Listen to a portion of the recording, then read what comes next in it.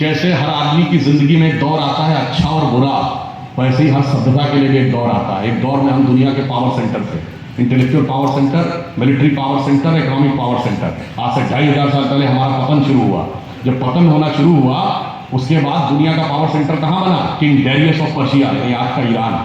जब ईरान का Persian empire downfall हुआ तो मेसोपोटामियन एम्पायर यानी आज का इराक। जब मेसोपोटामियन एम्पायर डाउनफॉल हुआ तो टर्किश एम्पायर यानी आज का टर्की।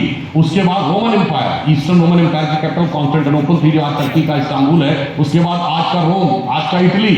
जब उनका डाउनफॉल हुआ तो पुर्तगाल स्पेन का जमाना, पुर्तगाल स्पेन का डाउनफॉल हुआ तो ब्रिटेन और फ्रांस का जमाना, ब्रिटिश एम्पायर का डाउनफॉल हुआ तो अमेरिका का जमाना। अमेरिका में आज सबसे अधिक प्रॉस्परस कौन? West Coast, San Francisco, Los Angeles belt. अब आइए पिछले 60-70 साल में जापान का जमाना। फिर आइए पिछले 50-60 साल में tiny tigers of Asia Pacific, Hong Kong, Taiwan, Singapore, Macau.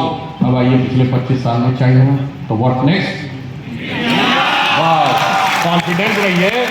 अब इंडिया तो हो गया, मगर इंडिया में वो लीड कौन करेगा? 1 जनवरी 1901 को 20वीं सदी का जब सूरज उगा तो इस देश में किसकी सरकार थी? पूरे देश में अंग्रेज की सरकार। 1 जनवरी 1951 को इस पूरे देश में किसकी सरकार थी? कांग्रेस की सरकार। और 1 जनवरी 2001 को जब 21वीं सदी के पहले सूरज की पहली किरण इस धरती पर पड़ी तो इस देश में किसकी सरकार थी? अटल जी के नेतृत्व में भाजपा की। और 1 जनवरी 2025 को जब 25 साल पूरा होने के बाद सरकार बनी तो मोदी जी के नेतृत्व में तीसरी बार भाजपा की।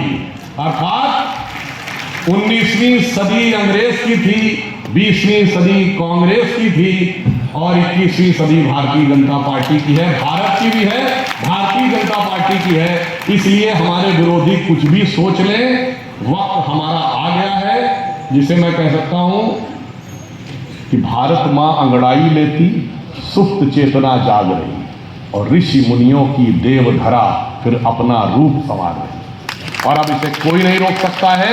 बस मैं युवा पीढ़ी से यह कहना चाहूंगा